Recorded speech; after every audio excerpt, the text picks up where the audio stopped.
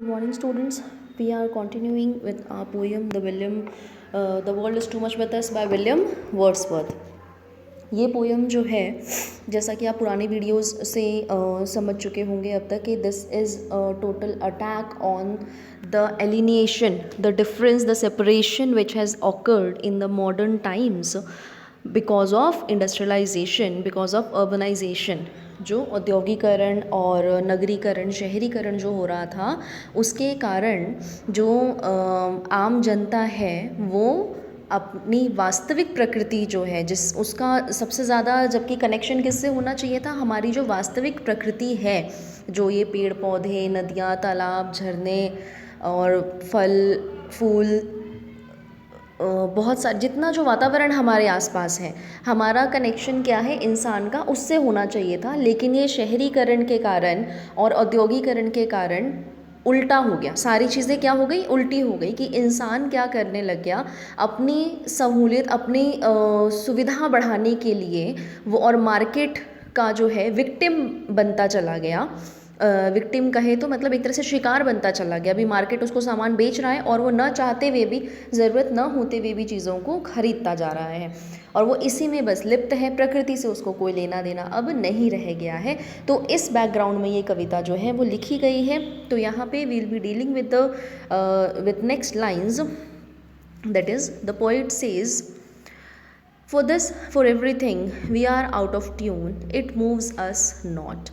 Great God, I would rather be a pagan, suckled in a creed outworn. For this, for everything. पहले, इससे पहले की lines में, जैसे कि लास्ट वीडियो में आप रेफ़र कर सकते हैं, इससे पहले की लाइंस में कवि जो है वो एग्जाम्पल्स देता है, नेचुरल एग्जाम्पल्स देता है। कि समुद्र के बारे में एग्जाम्पल देता है, हवा के बारे में एग्जाम्पल देता है, फूल के बारे में देता है, और कहता है कि जैसे ये सारी चीज़ें हमको अब जो है वो अफेक्ट नहीं करती हैं, अब हम जरा भी इन चीज़ों से प्रभावित नहीं होते हैं। हम बस है ना मटेरियलिज्म में खोते चले जा रहे हैं, जो कि हमारे लिए बहुत हानिकारक है। लेकिन हम इसको जो है पहचान नहीं पा रहे हैं, और अब ये चीज़ें हमको ज़रा भी अफेक्ट नहीं करती है। We are just out of tune, मतलब it does not bothers us any more, it moves us not. जो it here is used for natural surrounding, कि नेचर जो है, प्रकृति जो है, वो अब हमको ज़रा भी मूव नहीं करती है, मतलब ज़रा भी प्रभावित नहीं करती है। Move here means it does not affects us, है ना, एनी मोर। देन ही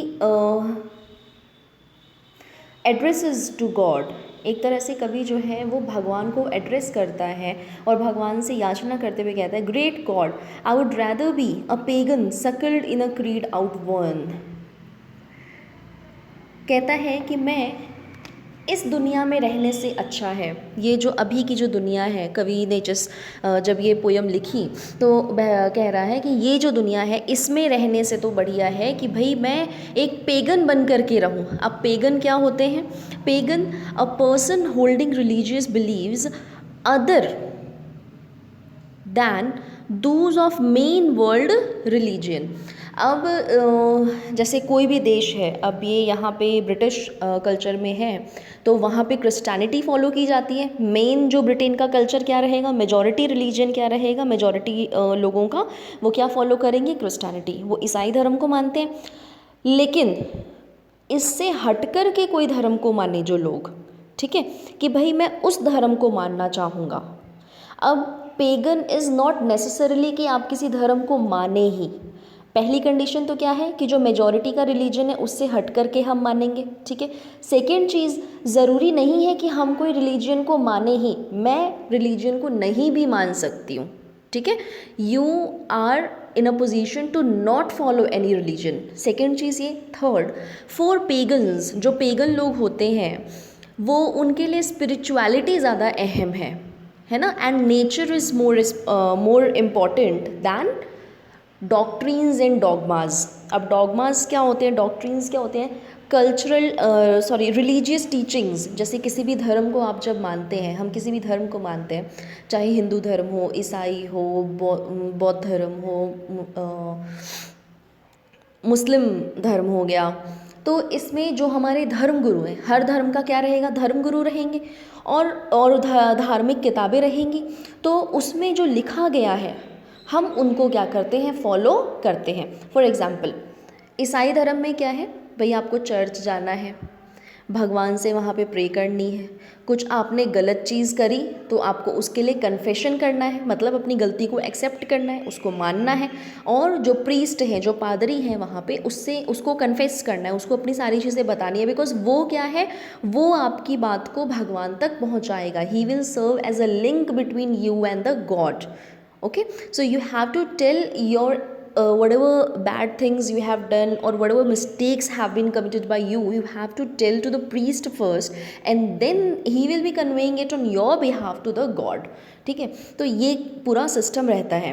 अब हिंदू धर्म में भी इसी तरह का सिस्टम रहेगा कि हमको कर्म कांड करने हैं, सुबह उठना है, धूप बत्ती करनी है, फूल मतलब अलग अलग भगवान है उसको अलग अलग प्रकार के फूल ऐसे चढ़ाने हैं, इस तरह का सुगंध चढ़ाना है, ये सारी चीज़ें रहती हैं।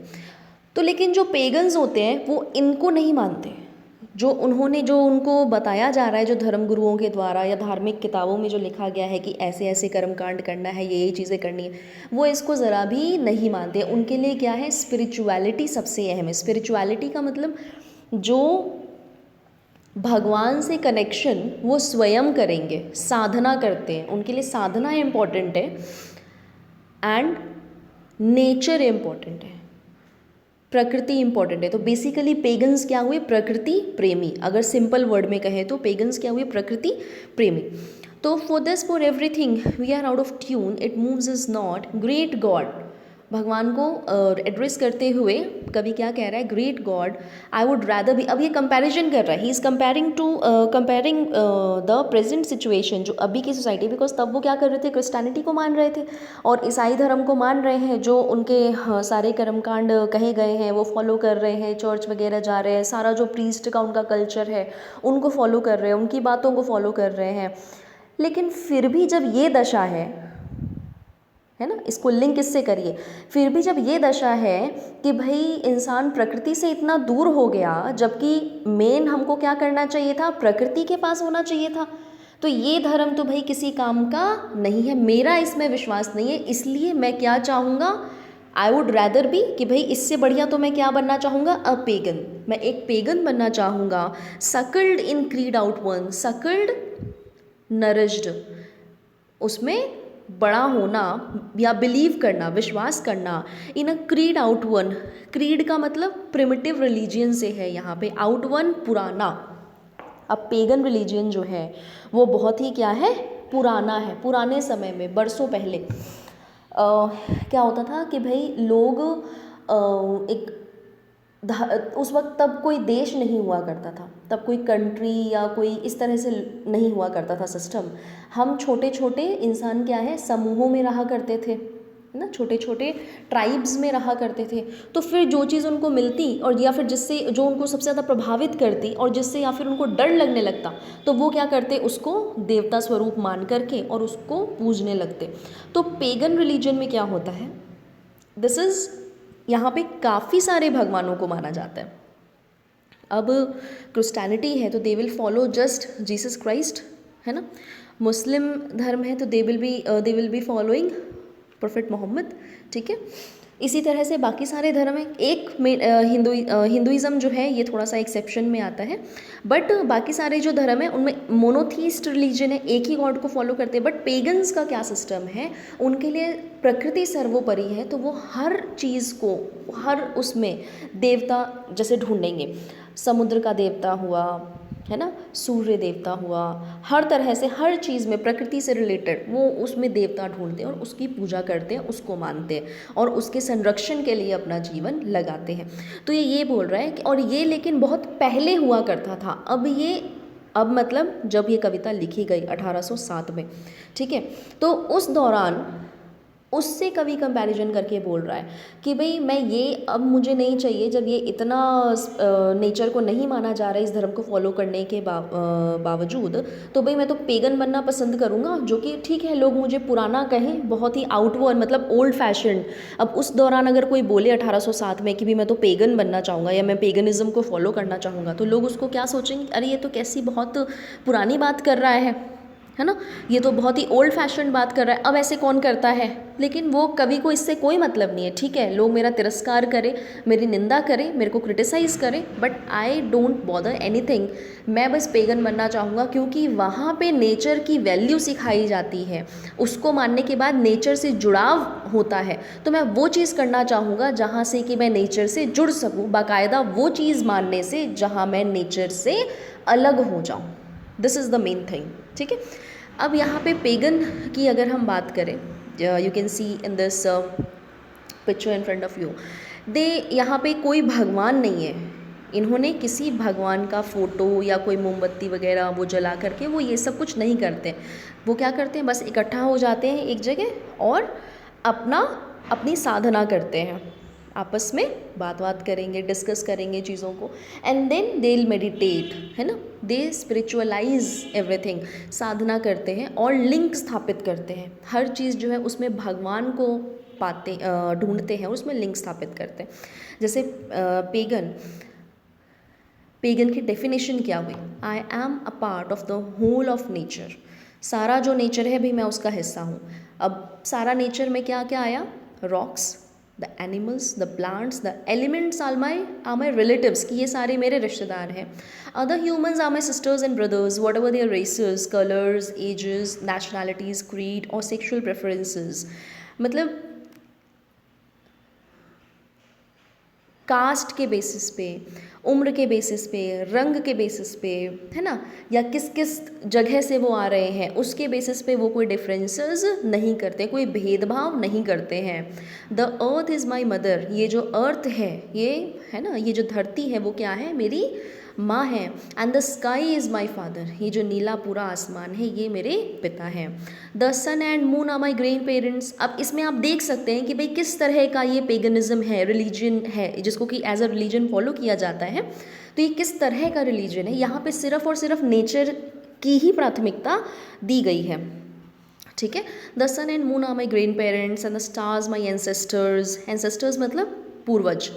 आई am a part of this large family of nature, ये जो प्रकृति की इतनी, प्रकृति को क्या मानते हैं, संपूर्ण प्रकृति क्या है, मेरा परिवार है और मैं इस परिवार का एक छोटा सा हिस्सा हूँ। And not the master of it, इस प्रकृति का क्या है, ये मेरा परिवार है, मैं इसका छोटा सा हिस्सा हूँ, मैं इसका मास्टर नहीं हूँ, I am not master of it.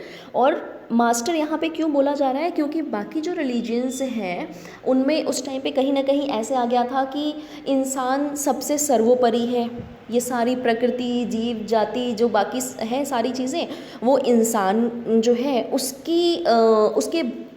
उसके लिए बनी है, हम उसको कैसे भी यूज़ कर सकते हैं। इसीलिए लोग क्या करने लगे, प्रकृति का उसको जिसे कहेंगे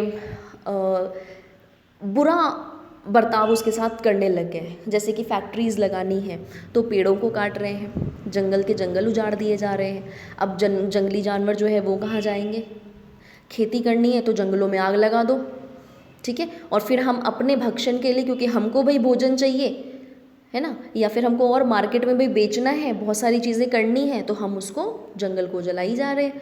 हमको कोई लेना देना नहीं है भी बाकी लोग कहाँ जाएंगे, बाकी जो जीव जंतु है वो कहाँ निवास करेंगे, या उससे वातावरण पर कैसा प्रभाव पड़ेगा। ठीक है, तो ये अब ये इंसान ये चीज़ें क्यों करता है, क्योंकि वो समझता है कि भाई ये प्रकृति क्या है, मैं इसका मालिक हूँ। जब ऐसी टेंडेंसी हम रखते तब ये चीज़ें करते। लेकिन यहाँ पे पेगनिज्म में क्या है, जो इंसान है वो मास्टर नहीं है, बल्कि वो एक छोटा सा हिस्सा है इस प्रकृति का।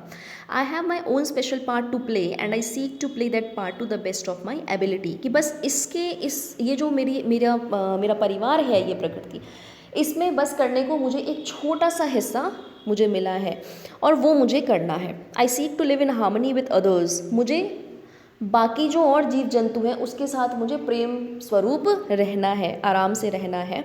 In the family of nature treating others with respect not abuse, बाकियों को क्या है, इज्जत से बाकियों के साथ इज्जत से पेश आना है, न कि उनका अब्यूज़ करना है, मतलब न कि उनका दुरुपयोग करना है। ठीक है, तो this is paganism. And Wordsworth यहाँ पे पेगनिज्म को फॉलो करने की बात करता है। तो व्हाट इज़ हियर कि in these lines this is also an attack on Christianity. Christianity का जो कॉन्सेप्ट है उसके ऊपर पोइट जो है वो अटैक कर रहा है। ठीक है, next will be doing in the next video.